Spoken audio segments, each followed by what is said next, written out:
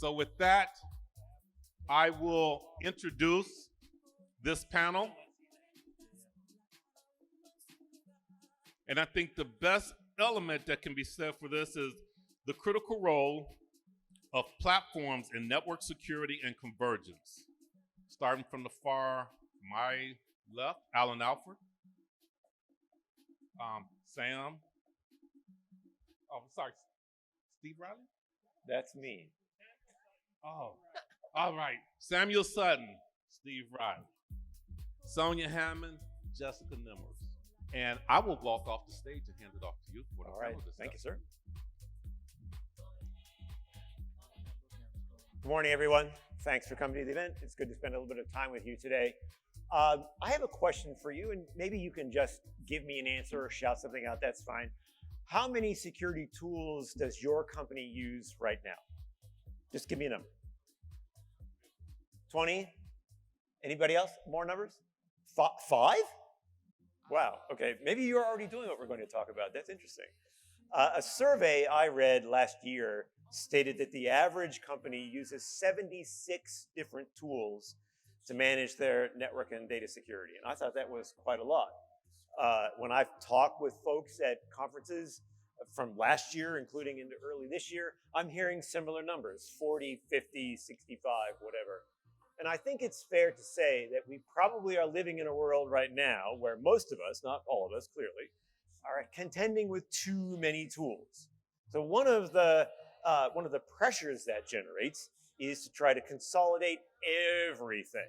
Get everything from one vendor by one grand unifying platform, for example, and just see if that's going to solve the problem. And in some cases, that's actually swinging from one extreme to another extreme, because I wonder if one single vendor can be good at everything in information security. So my proposition for you today, and then we're going to discuss this as a panel, is that perhaps 4 platforms have emerged that address most of what we do in IT security, including managing identities. And so the platform for that would be like IAM, IGA.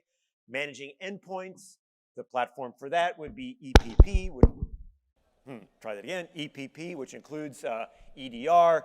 Managing, securing endpoints or securing data and networks. So that would be like SSE and SASE. And then finally, monitoring and managing threats. So that would be like SIM and SOAR.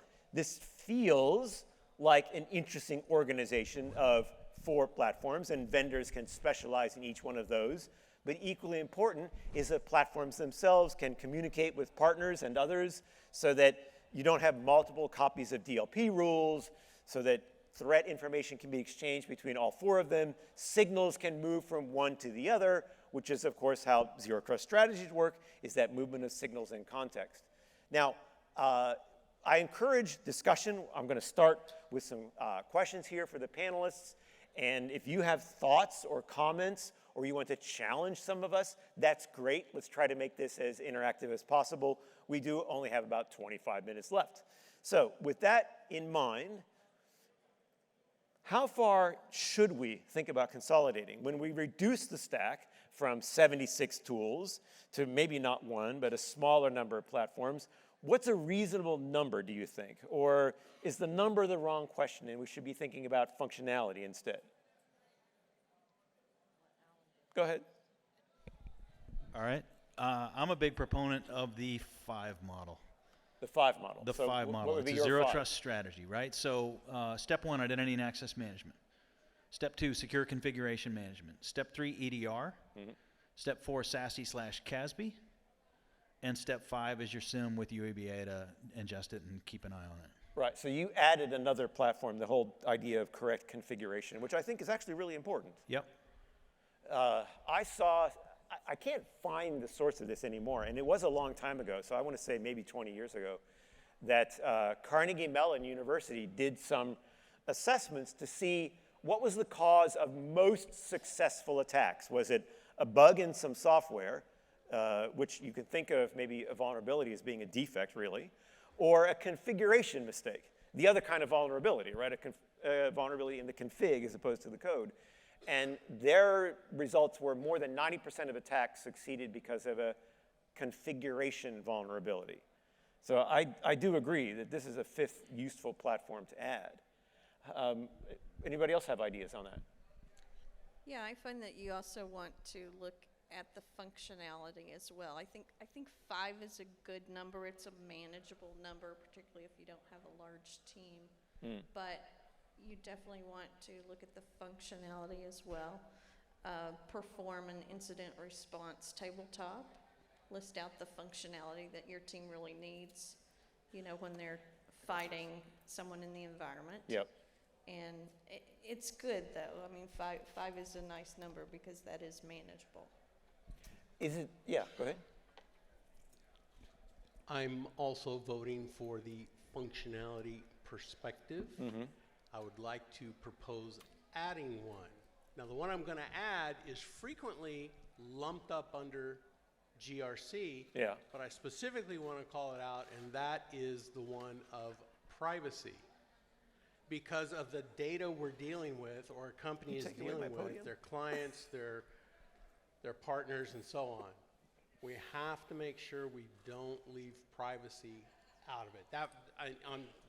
In there or with there, I don't care how you do it, I don't want to leave that one out.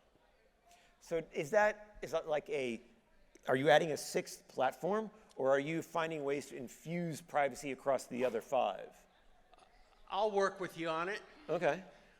Because the discussion could go either way. I just want to make sure that if there's an issue and we get beyond the technical and it comes down to the data, where is it, whose is it, how do we know, are we notifying 50 people or 5,000 people? Right. Yeah, that's a data, personal privacy kind of thing. We have to be able to speak to it. Okay. Now, we've been talking about numbers, right? I started with 4, Alan added a 5th. Now we have the notion of maybe a 6th. Is it the numbers that matter, or is it aligning to IT disciplines that matter? Think about the 4 or 5. What's missing from these so far? Any thoughts? I think it's really looking at the controls within your program. And I think it's going to be different for each size of company, the complexity of the company, and the industry. So if you have specific areas in industry, such as data protection, you're going to possibly need to focus in that area with yet another solution that is going to go deeper than trying to bake it in with one of your 5. So I think being flexible in that way and really being pragmatic to what your organization needs as far as protection is a really important way to look at it too, versus just the stack itself. Right. How far is too far? Would you agree or disagree, and why, with the notion that maybe swinging from the extreme of 76 tools to one grand unifying platform is maybe too much of a swing in the other direction? I'm very opinionated on Go that. ahead. That's what we want. Do it. I've always said diversify your platform. I would never put all my money into one stock. I think diluting it down to one, there's a lot of capabilities in these solutions, but then you're really facing a single point of failure. But diversify. Yeah, I would agree with that. I find that when you, compound it down to a small number of solutions, you find that in the heat of the moment, when you need tools to fight your adversary, your team is struggling to figure out, where do I go for this functionality? Where do I go, to find this or that? And so you can get it where it's far too narrow, and you have to, you don't want to do that. That will cripple you in the heat of a moment. Go ahead. I was just going to say single pane of crap. Oh, well, we're going to get back to single panes in a moment. Multiple single panes of glass, maybe? All right. Everybody see this? You're probably looking at my hand. I want you to see the shadow.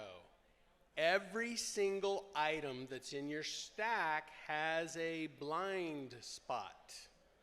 If you have one big, grand, unified situation, which, by the way, isn't even worked out in physics yet, Well, thus the name. Yes. Yes. Yes, they're gunning for it, and maybe in my grandkids' time, Possibly. yeah, they get closer, and the vendors get closer, and that's a good thing. But shadows are cast because everything has a blind spot, and so that is one of the major reasons why I am a fan of a minimum of 2, because then you can each have the other watch the other or look behind the back of the other so that you get a bigger field of view. Maybe you need a third, but I think a minimum of 2. Okay, so you're thinking about illuminating the shadows so that. Yes, all right. yes, there's going to be a shadow analogy. somewhere. Yeah. And if you accept that as a premise, then in addition to what you can see or can't see, I would suggest you think about what can this tool not see. That's a very bad way to put it in English, but I think you get the idea. I want to mention something about team organization for just a moment, because you brought this up in your response. I said these platforms identify with IT disciplines, identity management, endpoint management, network and data security, and then threats. Now, it seems like that's sort of a good fit because that's how IT departments and security departments have sort of organized themselves. What would you think about the idea, though, of where no one is assigned to one of those teams, but instead we have cross-functional teams now where a group of folks is assigned to this business function, the technology parts of this business function, and a different group of folks is assigned to the technology parts for this business function. It now means that those teams operate in all 4 of those or all 5 of those platforms. There's no single team for identity and no single team for endpoint. I've heard of a few companies who are reorganizing themselves that way, and I would be interested to know if any of you are doing that too. It kind of distributes the responsibility to more people. The people feel like they've got more interesting things to do because they're not stuck in just one project. Have any of you tried that? And if you have, what has been your experience, or does that idea just not work for you right now?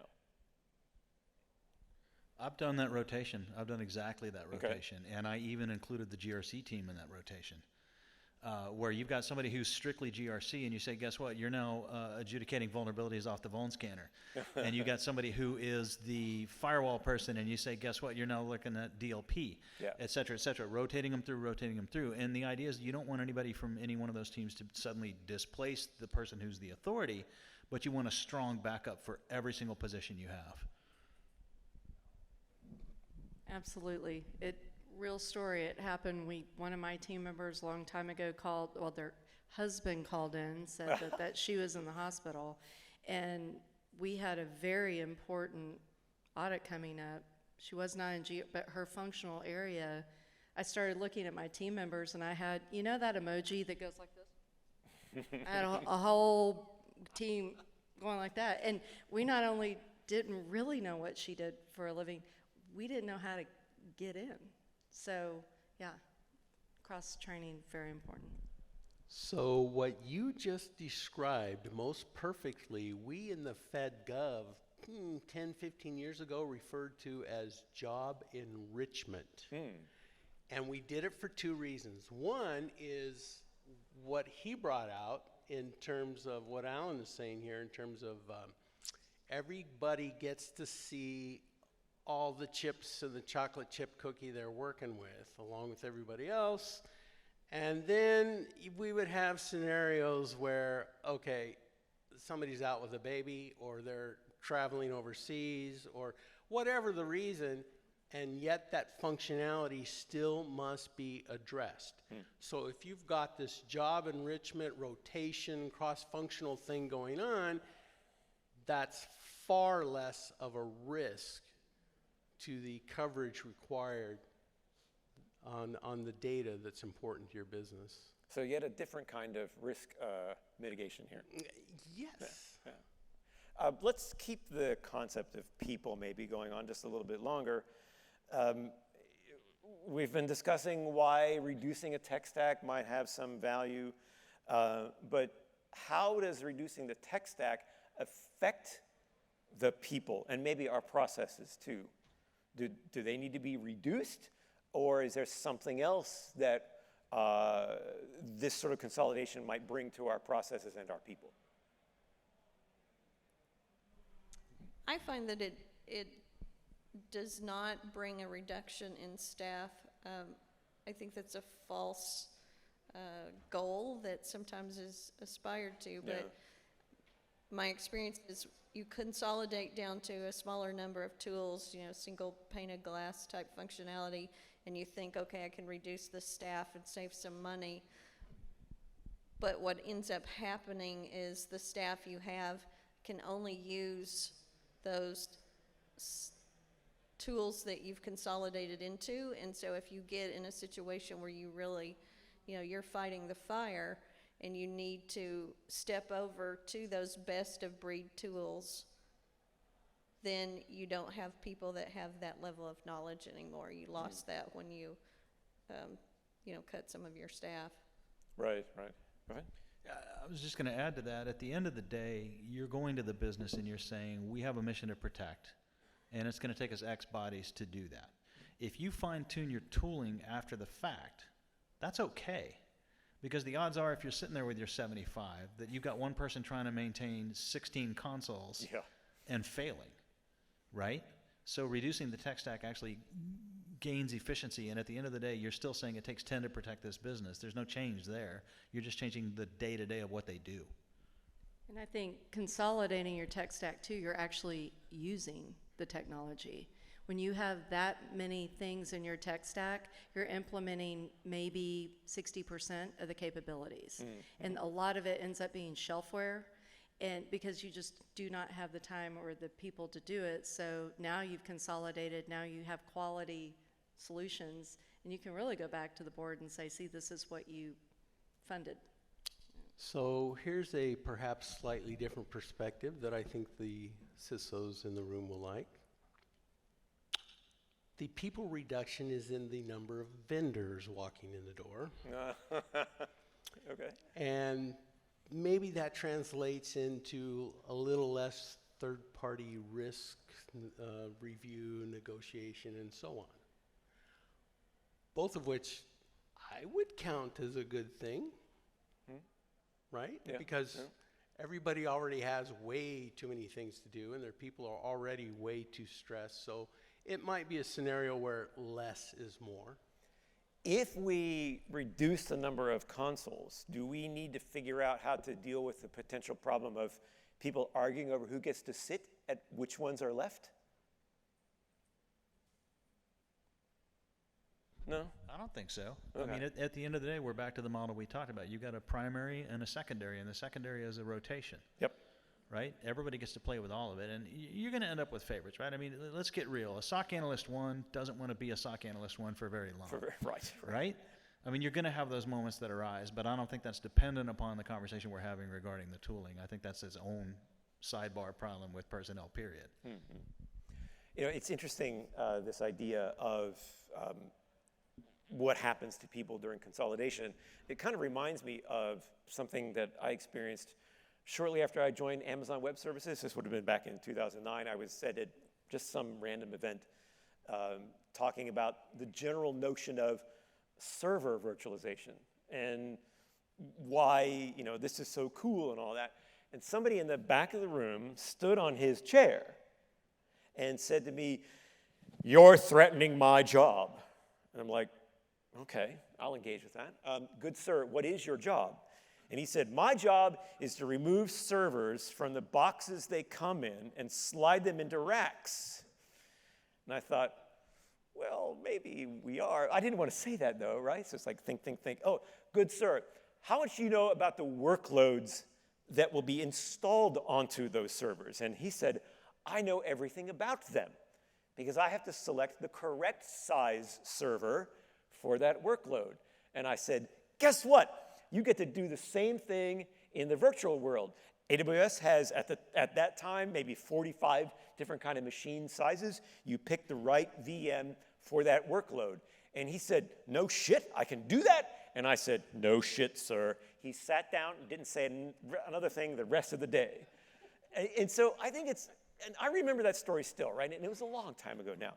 But the idea that we can help the people we already have maintain and enhance the institutional knowledge they already carry means a lot. And so everybody can get maybe elevated into something more, something new, the rotation. Use what you have, learn more at the same time. I think that's just a really good idea. So let's actually answer the question now, right? I was going to tie that one in. You were? Okay, since please. This is a Mind Over Cyber event over there, too. Think about it. This is opening, the consolidation could possibly be reducing the stress on your team. Yeah. And promoting them in a learning experience. So, sorry, just had to plug that's great. the fact that that could be part of our theme today. So back when I was picking up the electronics degree, the thing that was going to take all the jobs in that day was robotics. Oh, yeah. You guys remember that? We're all going to be replaced by robotics. And today, anybody that can do anything analytical is going to be replaced by AI. I think that's as much digital hogwash as the robotics story was back then. And so I would argue that instead of replacing the jobs, it causes a shift, perhaps, because people who are really interested in that, oh boy, are they going to jump in, and I would say get out of their way and let them do it. And people who are not interested in that are finally going to be freed up to go pursue something they are more interested in, and they were just looking for a convenient excuse to make that shift anyway. Yeah.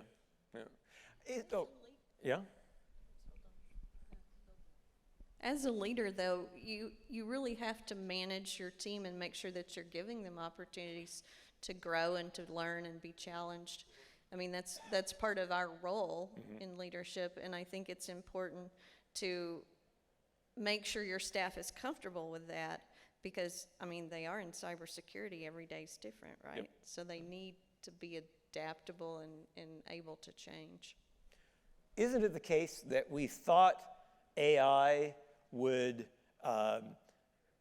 do the dishes and the clothes so that I had more time to paint and write music and maybe write some articles, but actually the other way it's going right. Gen AI is doing the painting and the music and writing articles so that I have more time to wash my damn clothes? That feels wrong to me. Okay. How many people here recall the cartoon on Saturday, The Jetsons? Right? Bum, bum, ba-da. Rosie the robot. Isn't that what he just described? Never gonna happen. Sorry, I'm going to cry now. All right, so let's see. I guess our last sort of interesting question here we wanted to ponder was the single pane of glass sucks. Why? Your question. We've only got a few more minutes left, right? I need 3 hours on this one. Yeah, so we have 4 in fact. Okay, let's start with a couple of things. First of all, if you try to aggregate that much stuff, the noise to signal ratio is blown. Yeah. Let's start there. Second of all, you lack that shadow, watching the shadow phenomenon we're talking about over here, right? Like if it's all in one place, you're missing those multiple perspectives and angles. Threat hunting and trying to dig through a single pane to try to follow the actual thread to see this thing caused this, and then this other step occurred, and then this other system picked up this thing, and then this log picked up this thing. By the time you've crammed all of that into one pane of glass, I call it the single very dirty pane of glass, right? Like by the time you've shoved that much stuff into it, your glass is so thick you can't see through it anymore. So maybe this is going to be an endemic problem for those who choose the grand unified platform. Is it's very difficult to sequence the different important elements, as you mentioned. Yeah. Okay, so I want to step just a bit further than what Alan just laid out. And the way I want to say it is it doesn't keep up with my speed of thought.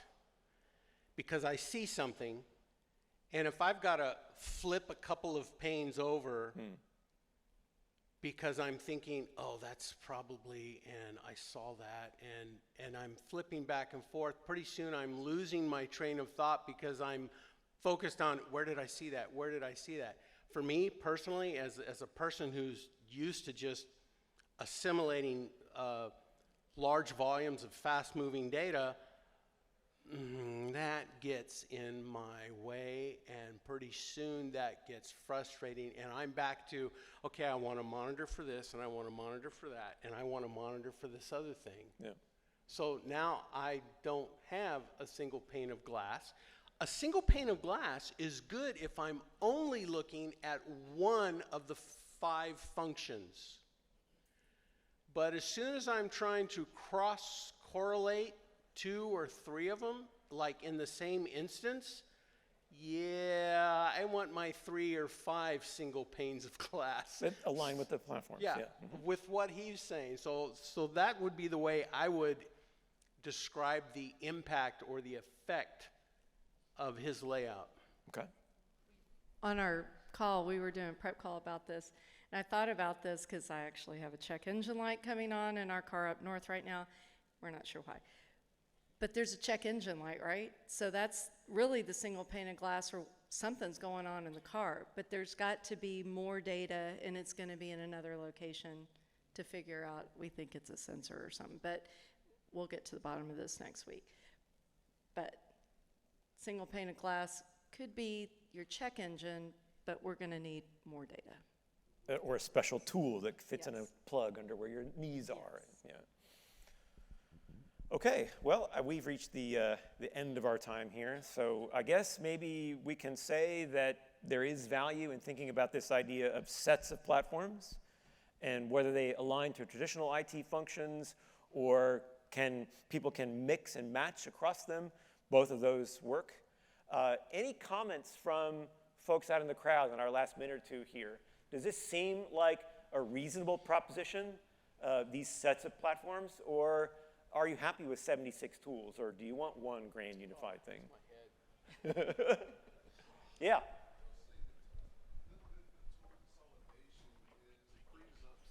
Budget, right? That you can then use. Sorry. The benefit of the tool consolidation is another benefit is you can free up some of those funds to provide specific training on other tools that they use. So you're gaining multiple benefits. Not only are your analysts becoming stronger at using the tools better, but it's also a retention tool because you're also educating them and giving them new skill sets and making them more marketable. So they want to kind of stay with the organization. It's kind of feeding their growth. Good point. Yeah, I like that. Yeah. My comment, I agree more with Jessica on it depends on the complexity, on the complexity that you have in your environment, because we're all charged with some creativity. The only struggle I have obviously is with a single pane of glass. I don't know how many of us have achieved that because it almost seems like a fallacy. So my only goal is always like the least amount of panes of glass, maybe, because somehow you'll always have 2, 3 monitors and 3 tools flaring. And then the other thought I had was it also depends on whether both functions, the network and security, live in one house or are managed by 2 different teams with obviously different priorities and different management. And then obviously the budget part I'd also agree with, because you get money back, you just don't reduce head stuff. And you can be able to tag your part in terms of how much time an analyst spends on higher level thinking than just moving pieces of the widget. I have a suggestion, just, when we're talking about this type of topic and you're consolidating down to a small number of tools, make sure you do an incident response tabletop exercise with your team where one of those tools is unavailable. Very important. That is a good point. I think we had a couple more over here. Yeah. One of the concerns I have with the unified tools, or I guess the lack of unified tools, is there's so much crossover among products and what they can do. So you end up buying, let's say, your 5 products, and you have a 40 to 60% doubling of capability. So you implement one, and like you brought up, you maybe have 2 in place to offer some visibility where one's blind. But in environments where you're budget constrained, now you're wasting 60% of your budget on having duplication of abilities. And I think that the market hasn't caught up to that in that regard, whereas the unified tools offer a glimpse of what's capable long term. But again, you lose best in class with the unified solutions. I've got a counter to that notion, and that is the stack that I outlined. I mentioned SASE and CASB, and I mentioned EDR, and I mentioned Secure Configuration Management. Nowhere in there did I say DLP. And it's because you can wrest that capability out of those 3 tools, right? So even with best of breed, you can still gain more functionality than just what the 5 categories represent. You can get some freebies by leveraging that everybody's trying to do everything phenomenon. Okay, folks, thanks for your time and attention. We appreciate that. And I guess, are we breaking for lunch now, or is